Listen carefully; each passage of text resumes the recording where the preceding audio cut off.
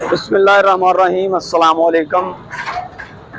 ये महबूब आलम चौक है, ये मेरे सामने, और आवाम का जमे गफ़ीर भी यहाँ पे मौजूद है। और इस वक्त यहाँ पे जो तजावज़ात हैं इनको गिराया जा रहा है, और बल्दिया का कहना ये है कि ये गैर कानूनी तौर पे तामीर की गई थी, इसलिए पहले इनको नोटिस दिया गया तो इन्होंने उस नोटिस का लिहाज नहीं किया, उस नोटिस का पाबंदी नहीं की, तो तब ये एक्शन करना पड़ा। और ये जो दुकानें हैं या जो भी यहाँ पे जगह बनी हुई थी इसको अब गिरा दिया गया है। ये मनाज़र, ताज़ा तरीन मनाज़र आज के आपके सामने हैं। आज 17 फरवरी 2025 है और इस वक्त क्रेन अपना काम कर रही है और इसको गिराया जा रहा है।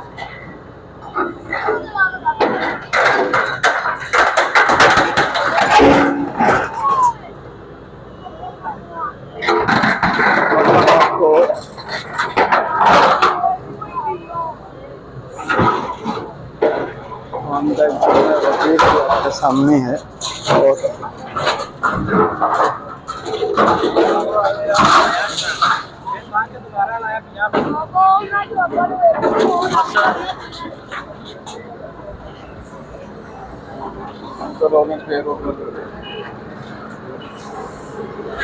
ये दुकानें बनी हुई थी, इनको गिरा दिया गया है बल्दिया की जानब से।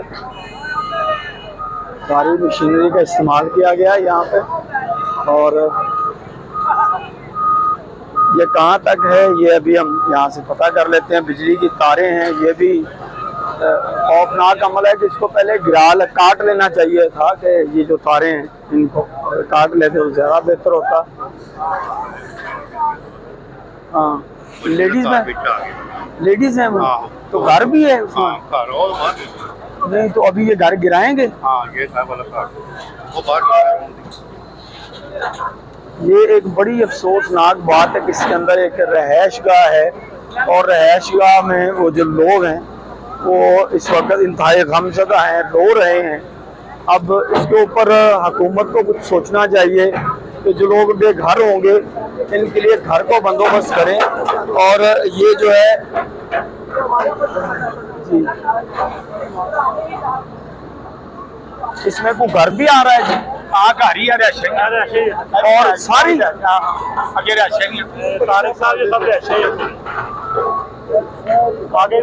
लगाने पर सब रशे हैं। तो इन्होंने कोई नोटिस वगैरह जारी नहीं किया था पहले आपको? दुकानों वाला तो जारी किया, दुकानों वाला तो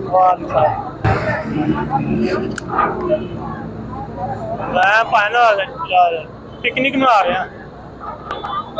लीजिए जी, ये बड़ी अफसोसनाक यहाँ पे बात जो सामने आई है वो ये है कि कुछ रहायशी जगह भी हैं, घर भी हैं जो इस तजावज़ात की मद में आ रहे हैं, और उनके जो मकीन हैं वो इस वक्त बहुत परेशान हैं और उनके बच्चे बाहर इस वक्त रोते हुए दिखा रहे हैं। हम दिखा नहीं सकते वो मंजर क्योंकि मुनासिब नहीं है, किसी लेडीज़ को हम दिखाएं आपको उनकी इस वक्त क्या सूरत हाल है। जब आप किसी परिंदे से भी उसका घर छीनते हैं तो उस पर क्या बीतती है, ये उस परिंदे से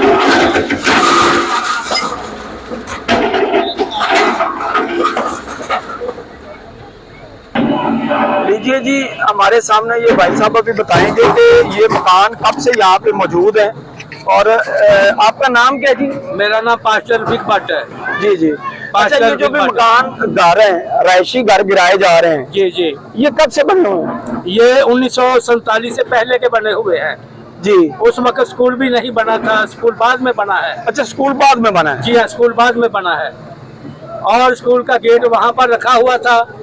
और यहाँ पर जब तोड़ रहे हैं, ये जो तोड़ रहे हैं यहाँ स्कूल का गेट था और अभी तक इस गेट नहीं निकाला वहाँ से। ये गरीबों को तंग करने की कोशिश कर रहे हैं।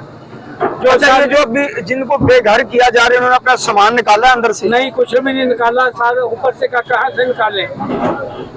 अच्छा जी, ये सारी जगह ये भाई साहब जो बता रहे हैं इंतहाई अफसोसनाक बात है।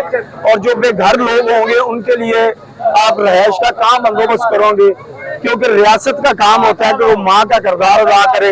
तो माँ अपने बच्चों को बेघर नहीं किया करती, बल्कि अपने बच्चों के लिए वो आशियाने का एहतमाम करती है। और ये दुकानें अगर इंक्रोचमेंट मद में आती थी तो इनका गिराया जाना समझ में आता है, लेकिन जब आप किसी को बेघर करते हैं तो उनको घर भी फराहम करना आपकी जिम्मेदारी है। ये रियासत की जिम्मेदारी होती है कि वो बेघर लोगों को घर फराहम करें और जो बेरोजगार हो जाते हैं उनको रोजगार फराहम करे। जी मैं आपका बड़ा वंडरफुल, आपने बहुत अच्छी बात की है और मेरी ये बात मेरे दिल को लगी है कि मैं समझ के आप बहुत अच्छे लोग हैं और मरियम नवाज को हमारा मैसेज भेज दें कि ये गरीब लोग बैठे हुए हैं। नहीं, ये देखिए रियासत माँ होती हाँ है जी। और माँ अपने बच्चों को बेघर नहीं करती। जब कहा जाता है कि रियासत हो गई माँ के जैसी, तो फिर माँ जो है वो अपने बच्चों को बेघर नहीं करती। तो ये मनाजर है जी, यहाँ पे ये तकलीफ दे मनाजर है, दिखाने को दिल नहीं करता, लेकिन हकायक भाई यही है। तो ये आपके जागजात की मद में आ रहा है और ये बता रहे हैं कि 1947 से ये लोग पहले से ये लोग यहाँ पे मौजूद हैं और अभी तक इन्होंने अपने घर भी खाली नहीं किए। घरों में इसी तरह सामान मौजूद है, घरेलू सामान जो होता है। अब देखते हैं क्या सूरत हाल होती है। जी मेरे साथ वो लोग जो मुतासर हो रहे हैं वो मौजूद हैं, उनका क्या कहना है। जिनका बड़ा घर जो है उसको अब थोड़ी देर के बाद तोड़ा जाएगा। जी आप क्या कहती हैं? वालेकुम। सारी उम्र हम यहाँ पे ही रहे हैं, दादे परदादे सब बचपन यहाँ पे सबका गुजरा हुआ है। प्लीज़ हमें यहाँ पे रहने के लिए दिया जाए टाइम और हम यहीं पे रहना चाहते हैं। दुकान फिलहाल हम खाली करवा दी हुई है। देखिए हमने तो आपकी आवाज आगे तक पहुंचानी है, हम तो सिर्फ बात कर सकते हैं। आपको नोटिस नहीं दिया गया? कोई नोटिस नहीं दिया गया, ना कुछ कहा कि डीसीओ ने कहा था कि आपके घर नहीं जाएंगे। तो आपने उनसे कोई रिक्वेस्ट की है? उनसे रिक्वेस्ट की थी, उन्होंने कहा आपके घर नहीं जाएंगे। आज ये कह रहे हैं घर भी जाएंगे, सामान भी आपका बीच ही चला जाएगा, नहीं खाली करना तो हम किधर जाएंगे। तो आपने हमारे पापा मुलाजिम है, सैलरियाँ मिलती नहीं है, तो घर किधर से पूरा करना है? घर के अखराजात ये वो, घर का खर्चा इतना मुश्किल हो रहा है, तनख्वाहें नहीं मिल रही हैं, तो और बाकी क्या। बल्दिया में मुलाजिम है आपके वाले? जी बल्दिया में मुलाजिम है, लेकिन सैलरियाँ नहीं मिलती। 3-3 4-4 महीने सैलरियाँ नहीं मिलती हैं। घर के अखराजात हमें पता कितने मुश्किल से कर रहे हैं। अब घर भी छीन लेंगे तो किराए किधर से देने हैं हमने। जी ये मौक़िफ़ अभी आपने उन लोगों का सुना जिनका घर तजावज़ात की मद में आ गया है और उनको गिराया जाएगा, वो लोग बेघर हो जाएंगे। और इस पे मैं क्या कहूँ, मेरे मुंह से तो एक ही लफ्ज़ निकलता है कि रियासत माँ के जैसी हुआ करती है। तो रियासत अपनी जगह ज़रूर खाली करवाए, लेकिन माँ अपने इन बच्चों को आशियाना ज़रूर फराहम करे। और जिस तरह इन्होंने बताया कि 3-3 4-4 माह से सैलरियाँ नहीं मिली, तनख्वाह नहीं मिली, तो मुझे समझ नहीं आता कि इतनी महंगाई के दौर में ये लोग किस तरह सर्वाइव कर रहे हैं, किस तरह गुजारा कर रहे हैं। बातें कहना, सुनना और बयान करना बहुत आसान है, लेकिन उनको सहना बहुत मुश्किल है। खुदारा ऐसे लोगों का ख्याल कीजिए।